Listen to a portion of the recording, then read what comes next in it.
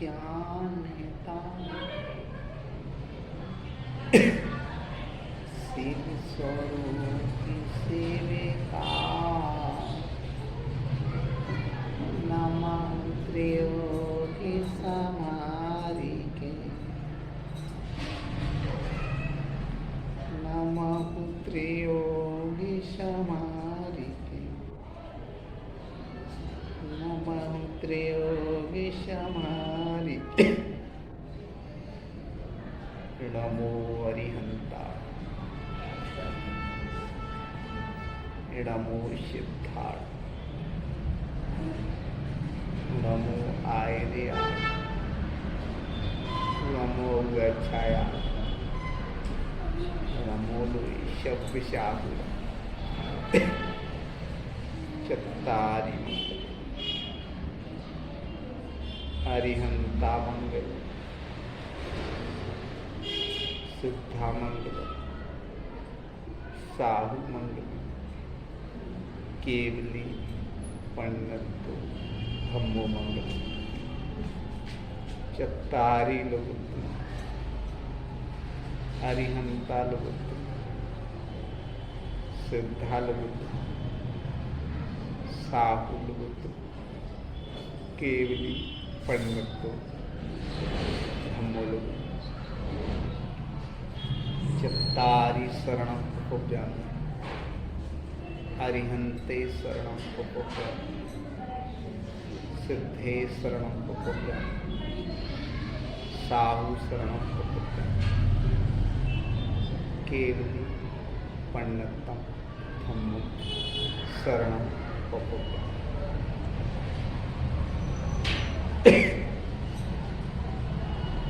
देवादिदेव आदिनाथ भगवान की जिन शासन नायक महावीर स्वामी की आचार्य गुरु विद्यासागर जी महाराज की शुल्लक जी महाराज की समस्त आचार्य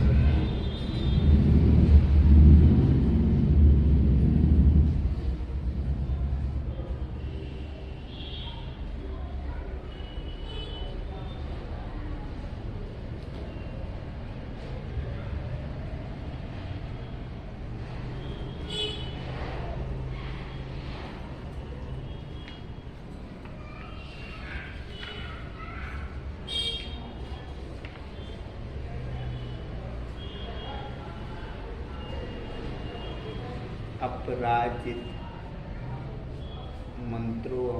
मंत्रोयम सर्वविघ्न विनाशनः मंगलेषु च सर्वेषु प्रथमं मंगलम मता।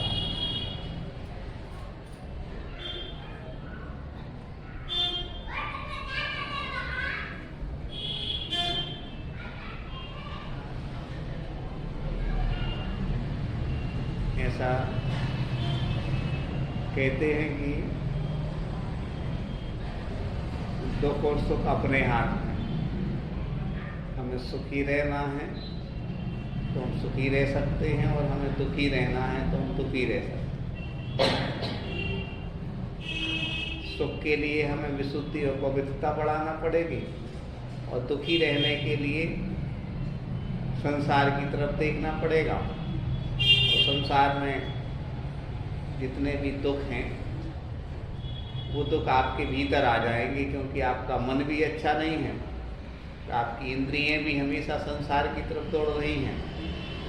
और साथ में संसार का ऐसा नियम है कि मजहब का अर्थ होता है धर्म। मजहब भरी दुनिया में, मतलब धर्म से भरी दुनिया में, मतलब जो लौकिक में धर्म दिख रहा है, कौन किसका होता है, कौन किसका होता है, परछाई भी साथ छोड़ देती जब अंधेरा होता है। अंधेरा मतलब अपने कर्म का उदय आता है जब, सारे अपने लोग अपना साथ छोड़ते हैं।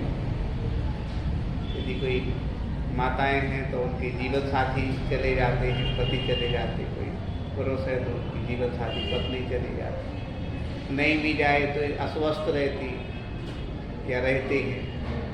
धीरे धीरे अपना शरीर भी अपना साथ छोड़ने लगता है, चारों तरफ निराशा लगने लगती है, और निराशा के साथ वृद्धावस्था जब आती है तो अनेक रोगों के साथ में खालीपन आने लगता है व्यक्ति को कि अब कुछ बचा ही नहीं दिया। तो ऐसी परिस्थिति में ऐसा कहते हैं, समझाते हैं हम सबके लिए आचार्य कि निराशा जब आए, हताशा जब आए, उदासी जब आए, उस समय संसार के बारे में अपन को सही सही सोचना है। क्या होता संसार के बारे में कई बार हम सही नहीं सोचते। जैसे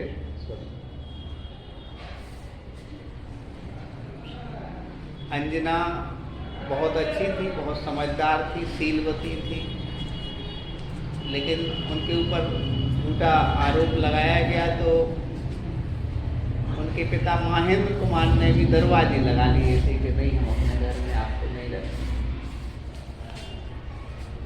इसका सीधा अर्थ है कि मजहब भरी दुनिया में, यानी धर्म से भरी दुनिया में कौन किसका होता है। जब परछाई भी साथ छोड़ देती, जब अंधेरा ही तो आया था, तीव्र कर्म का उदय आया था, और तीव्र कर्म के उदय में सारे अपने लोग साथ छोड़ते हैं। यहाँ तक हमने देखा है, हमने अपने व्यक्तिगत जीवन में भी अनुभव किया है, कोई भी अपनी बात का विश्वास नहीं करता। ऐसा बुंदेलखंडी में कहने लगते हैं, हम जानते और हमारा भगवान जानत और कोई।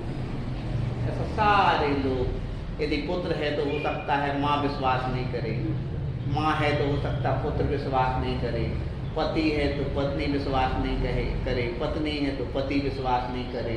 अपन कितना गहराई सोच के कोई बात कह रहे हैं, लेकिन सामने वाला उसकी बिल्कुल विपरीत समझ रहा। यानी अपन ने किसी को मलहम लगाई और सामने वाला सोच रहा है तो हमारे घाव को घेर रहे।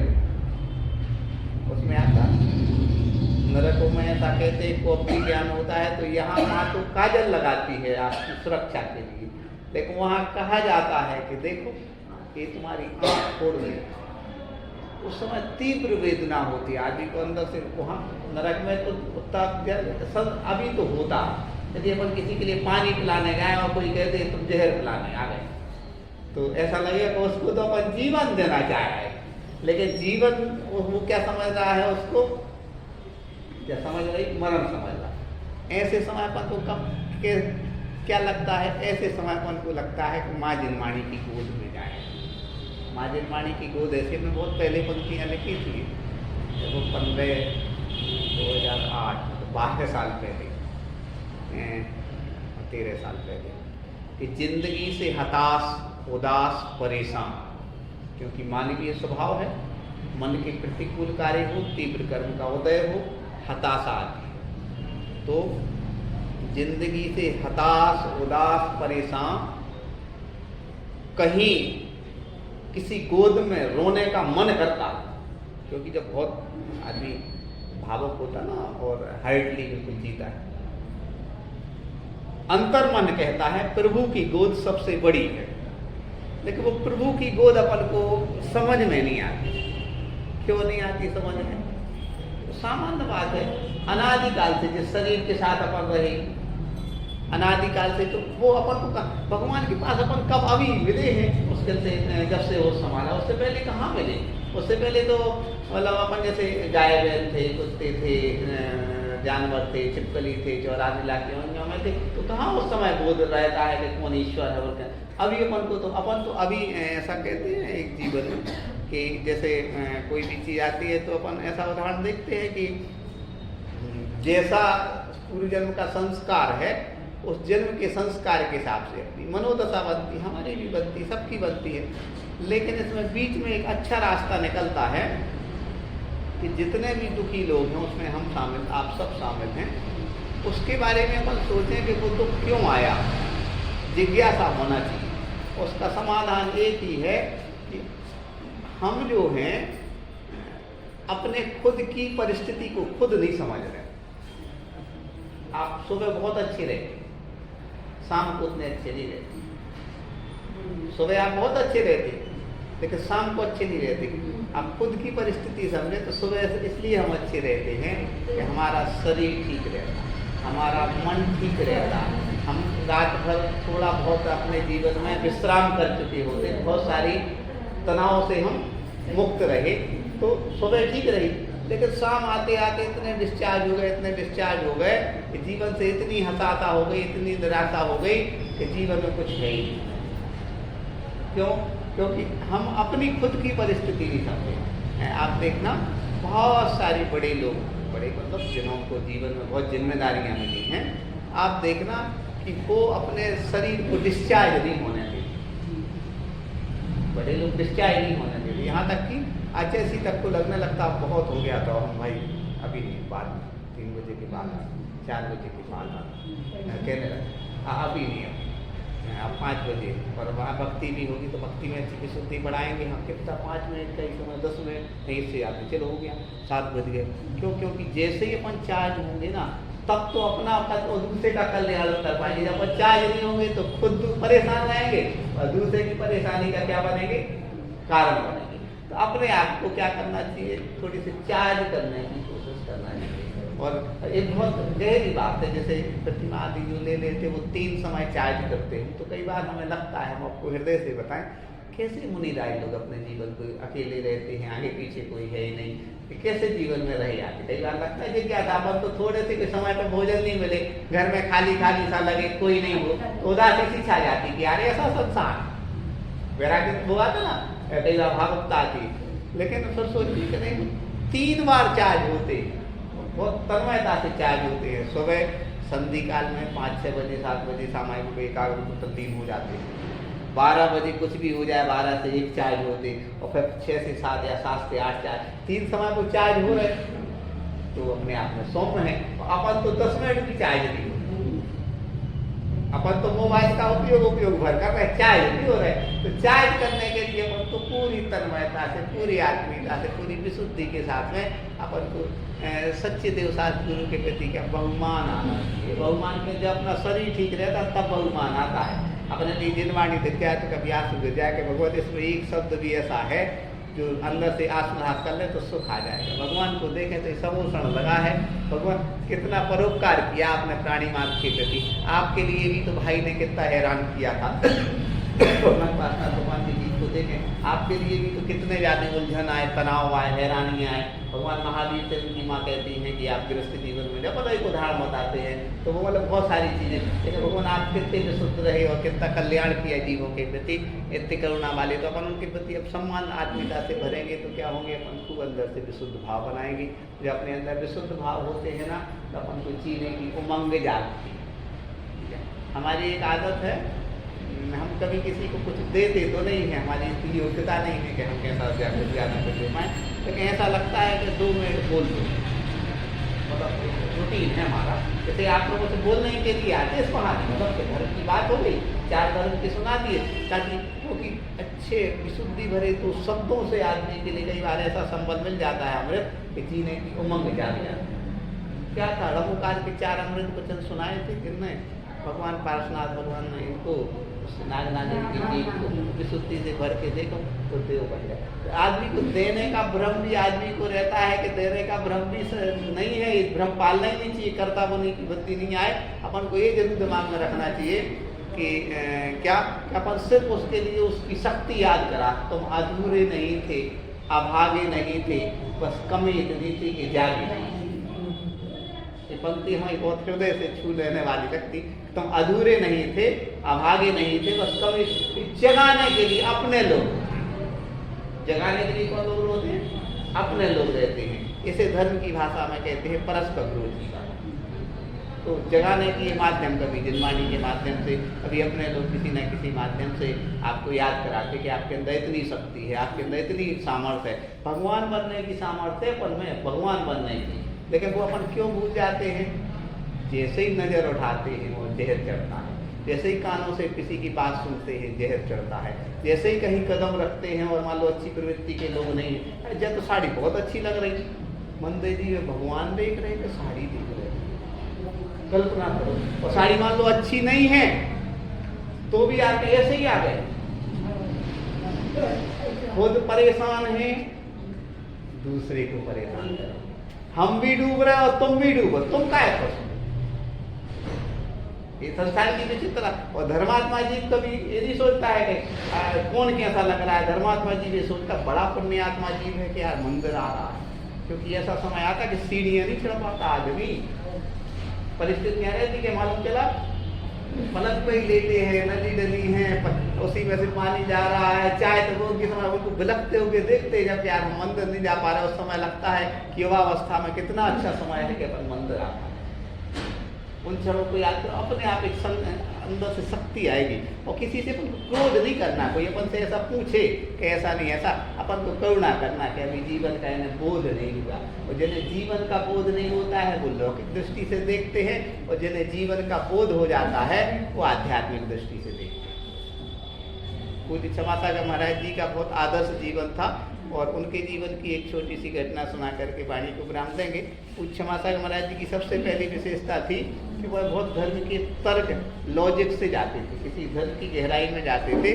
उन्होंने एक बार कहा था कि यदि आज भगवान महावीर और राम यदि धरती पे आ जाए, शंकर रूप में तो आते हैं, तो आज उनकी शरण में बैठने वाले कम लोग मिलेंगे और उन्हें अपने हिसाब से चलाने वाले 1000 लोग मिलेंगे। अभी भी यहाँ भी आ जाए ना भगवान, तो यही कहेंगे कि यार भैया हमारा स्वास्थ्य ठीक हो जाए, हमारा ये व्यवसाय अच्छा चलना लगे, हमारे बेटे का विवाह हो जाए, हमारी बेटी का विवाह हो जाए, या हमारे घर में ऐसा ऐसा ये सब ठीक हो जाए। ये तो कोई नहीं कहेगा भगवान महावीर से भगवान आप कितने निर्मल पवित्र करुणा दया के सागर थे, ऐसी विशुद्धि ऐसा भाव हमारे अंदर आ जाए कि हम संसार से मुक्त हो जाए। ऐसे भाव नहीं आएंगे। अच्छा, ये राजकुमारी थे ना भगवान महावीर, देखे बंदस्ती कितनी सुख सुविधाएं नहीं रही होंगी उस समय भी। लोगों ने कहा होगा कि आप संसार मार्ग में जाइए, लेकिन उनका कितना विशुद्धि से जवाब रहा होगा कि अनेक बार हमारी माताएं बनी हैं, अब हम किसी माता को रुलाना नहीं चाहते, इस जन्म में तो रुला रहे हैं, अब बार बार नहीं रुलाना चाहिए। इतना सुख है जीवन में, इतना सुख है, हमें तो ऐसा लगता है बस सत्संगति मिल जाए, अच्छे लोग मिल जाए, अच्छा माहौल मिल जाए। इसलिए पूरी कोशिश होना चाहिए वही चीज देखना जिससे हमारी विशुद्धि बढ़े, वही चीज सुनना जिससे हमारी, वहीं खड़े होना, ज्यादा व्यवहार नहीं रखना ऐसे लोगों से जो खुद दुखी, हाँ दुखी है तो सहानुभूति से उसके साथ खड़े रहो। लेकिन यदि ऊपर ऊपर वो तुमसे मिल रहा है और अंदर अंदर तुम्हारे प्रति उसकी प्रतिस्पर्धा का भाव है, तो अपन को कोशिश करना चाहिए कि आत्मीयता रहेगी, खूब विशुद्धि है, लेकिन हमें न टेंशन देना है न टेंशन लेना। क्योंकि कर्मबंध तो किसके हो रहे, और तीव्र कर्म का उदय आएगा तो तुम्हारे पास आके तुमसे 4 बातें सुना जाएगा। आप नहीं भी चाहोगे मिलना तो भी आकर के कोई बहाना बनाएगा और आपसे 2 शब्द ऐसे कह के जाएगा कि तुम तिल मिलाती रहो। ऐसा भी है, संसार की विचित्रता है। उस समय भी अपन को सोचना चाहिए कि अपन जब जंगल में भगवान महावीर क्या कर रहे थे, तपस्या थे, जब सर्प आया था उनको डसा सर्प ने, उपसर किया और सफेद श्वेत खून की धार वही थी। भगवान महावीर तो नहीं गए थे उनके पास, सर्प के पास, लेकिन वो किसी न किसी रूप में आए। इसलिए अपन को उसी रूप में लेना कह नहीं। आप हमसे कह रहे हो, आपने हमसे कहा निमित्त तो आप, और कर्म का उदय किसका है, हमारा। यदि हमारा कर्म का उदय नहीं होता तो हमारे यहाँ घर में भी 4 बातें सुनाने नहीं आती। कर्म का उदय तो हमारी था, तो उनको घर में क्या हो सकता, सोते व्यक्ति को जगा के तुम्हें 4 बातें सुना देगा, क्योंकि कर्म का उदय किसका है, हमारा। इस भाव को कब अपन स्वीकार करेंगे, जब खूब विशुद्धि आएगी तो अपने कर्म का उदय उच्चारेंगे, खूब विशुद्धि नहीं आएगी तो दूसरे ही को माध्यम बनाएंगे। हम भी उसमें शामिल हैं। हम किसी के लिए जब कोई दोष देते हैं, दोषारोपण करते हैं, लगता है कभी उसकी कोई गलती नहीं है। कर्म का उदय किसका है, हमारा है। तो हम जब विशुद्धि से भरेंगे तो निश्चित रूप से सारे शत्रु को भी हम क्या मानेंगे, मित्र मानेंगे, क्योंकि बाहर कोई शत्रु है ही नहीं, बाहर कोई शत्रु। लेकिन इतना कठिन ज्ञान हो नहीं पाता। क्यों नहीं हो पाता, क्योंकि अनादिकाल के संस्कार भी हैं और वर्तमान में खूब आत्मीयता, खूब स्नेह और खूब विशुद्धि से आपको धर्म की बात न सुनने को मिलती है न समझने को मिलती है। सुनने समझने मिलती है तो आप उसको क्या मान लेते हो कि ये तो बहुत कठिन है, अपन ऐसा मान लेते, हम भी मान लेते इसको। यदि कोई हमसे कहे कि भैया ये तो कर्म का उदय है तो वहीं भोगना पड़ेगा, तो हमें लगता है कि अरे ऐसा नहीं है, और तो कुछ है।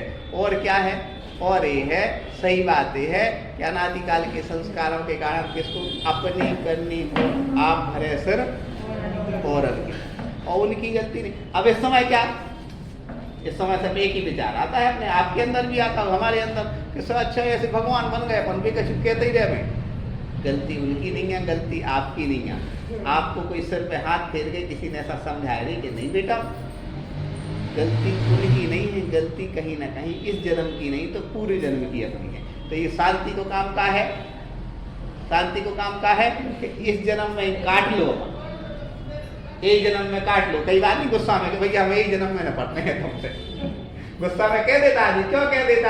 क्योंकि इस जन्म में तुम इतना फेर रहे हो तो अगले जन्म में तुम कितने फेरो तो तुम्हें निकाल दो, तो एक जन्म में हम सब स्वीकार करके तैयार है। समाता महाराज जी की पंक्तियां है, सबको स्वीकार करते जब जाना कमजोरी है, तो मैं लोगों की ये बात भी स्वीकार लेता हूँ। क्या करूँ, मुझसे व्यर्थ लड़ा नहीं जाता, क्योंकि अपने धर्मात्मा आदमी के पास शक्ति नहीं होती लड़ने की आपको, क्योंकि एक तो सही बात मालूम हो गई तो सबसे ज्यादा तो लड़ाई उनकी अंदर ही चल रही, बाहर तो इतनी चलत, क्योंकि अपन को सही बात ही मालूम है, कर्म का उदय हमारा, और ऊपर से तो बम के बम फोड़ते जा रहे, तो तीव्र गुस्सा भी आती है। अपने आप से बहुत लड़ना होता धर्मात्मा जी को, इतना लड़ना होता है तो उसके साथ तो धर्मात्मा जी के लक्षण है कि मतलब एक दृष्टि से कहा जाए तो बहुत पहले ऐसी पंक्ति आई थी, कह रहे भटके तो वो है जो घर से निकले ही नहीं, हम तो भटकते भटकते कहीं मंजिल पर पहुंच ही जाएंगे। इसका बहुत गहरा अर्थ है कि वास्तव में अपने अंदर संघर्ष आ गया है। जैसे कहीं कोई चीर फाड़ हो रही है तो आप देखना वो मवाद निकल जाएगी तो राहत मिलेगी, और मान लो चीर फाड़ नहीं है तो चीर फाड़ में कष्ट तो हो रहा है, लेकिन इसके बाद क्या है, शांति है। ऐसे आपने जीवन के बारे में सोचना शुरू कर दिया है, इससे तुम्हारे जीवन में क्या आ गया, संघर्ष आ रहा है। और जिसने सोचा ही नहीं, अच्छी चार बातें सुना के सो जाता है, सुनते ना कि चार बातें अच्छी दही मिला के और जानने वाला तिलमिलाता सो जाए, इसका अर्थ है कि अपन सुनते ना कोई एक्सीडेंट बहुत तुरंत खत्म हो गए, कई बार ऐसा होता है स्पॉट पे ही खत्म हो गए, एरोप्लेन से क्रैश हो गया, और दुनिया भर के नाटक सुनते। क्यों सुनते? क्योंकि वो आत्माएं सीधी नरक नहीं जाने वाली है, सीधी त्रियंच जाने वाली है। गलती की और गलती के बाद हम प्रायश्चित का अवसर ही नहीं मिला, और सीधा बिल्कुल, और अपन धीरे धीरे मुक्त होने वाले, और ऐसे मुक्त होने वाले हैं। एक संस्मरण सुना कर दी, हमें 8:30 पे जाना चाहिए, बस क्या होगा तो सही बात है, होगा ऐसा, लेकिन उसको क्या होगा कि स्वर्ग में कोई एक संपन्न व्यक्ति जा रहा होगा, तो फूल मालाएं तैयार हो रही है, ऐसा लोग कहते हैं, तो वहाँ जो सीधे सच्चे लोग थे स्वर्ग के लिए, यहाँ भी भेदभाव होते संपन्न व्यक्ति आते थे तो उनके लिए जो सब कराया जाता था, और रहते भी है तो जो हामदी आदि लोग रहे उन्होंने बताया, समझाया कि देखो बात ये है कि यहाँ तो महीनों सालों में एक आजाद है तो संपन्न व्यक्ति स्वर्ग में, संपन्न मतलब सब प्रकार से योग्यताएं हो, तुमको स्वागत हो उनके कछ अच्छो कर लो, तुम स्वागत है, और तुम जैसे सीधे सच्चे लोग तो रोज आ देते हैं।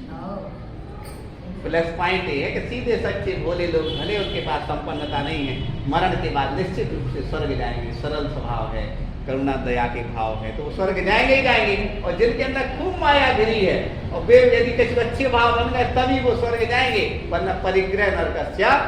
अब ये मन अंदर से आज सोचे कि यदि आज अपनी मरण हो उदाहरण के रूप में, ज्यादा परिग्रह नहीं है तो कोई टेंशन का काम नहीं है। का भैया 25-50 या 1 लाख रुपये, 2 लाख, मान लो 5 लाख रुपये का है भाई, तो ये व्यवस्था के अलावा का है कुछ नहीं। और जो उनके पास करोड़ों अरबों, हमें कहना नहीं चाहिए, बड़ी बड़ी प्रतिष्ठाचार्य लोग बहुत महान होते हैं। एक प्रतिष्ठाचार्य शांत हुई, उनके खाते में 1.5 करोड़ रुपए निकला जब शांत।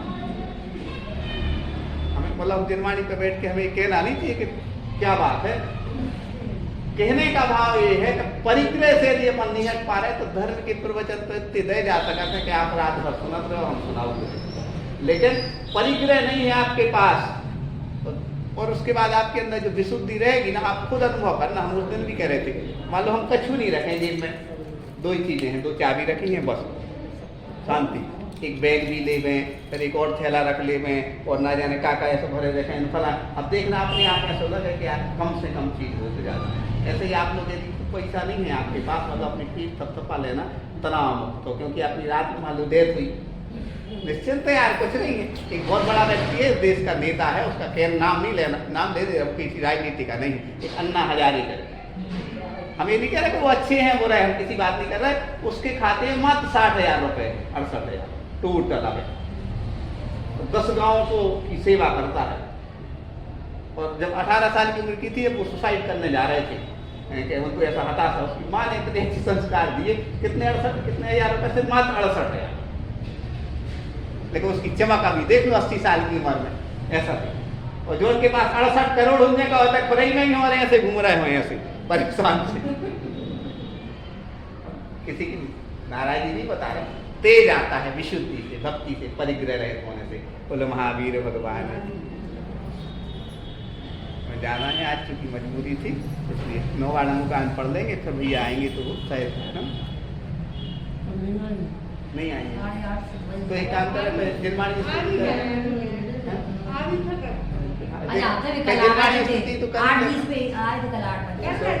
क्या जिनवाणी स्तुति कर लें या कायस्वर मार्ग कर लें? आप लोग कायस्वर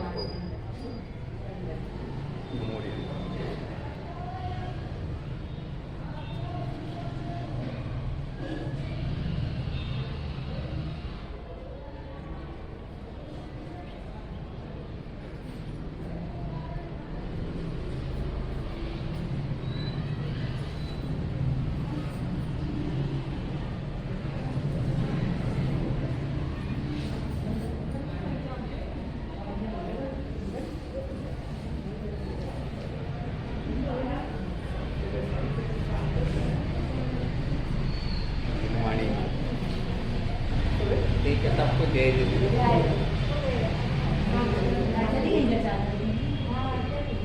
आप लोग तो थोड़ा बहुत 10-20-25% हमें समझने ही लगे हैं, लोग नहीं समझ पाते। खैर कभी बाहर आप लोगों से मिलेंगे तो थोड़ा बहुत आप लोग कह सकते हैं कि थोड़ा बहुत ही धर्म जानते हैं, लेकिन बाहर तो कोई बात किसी से कहो ना तो लोगों को अपना बहुत बड़ा उद्देश्य होता है। लेकिन आदमी जानो बसे और सोना जानो कसे। तो हमारे साथ बसने वाले कौन रहते? मतलब घर के लोग या फिर आप लोग, इसके अलावा लोग नहीं जानते।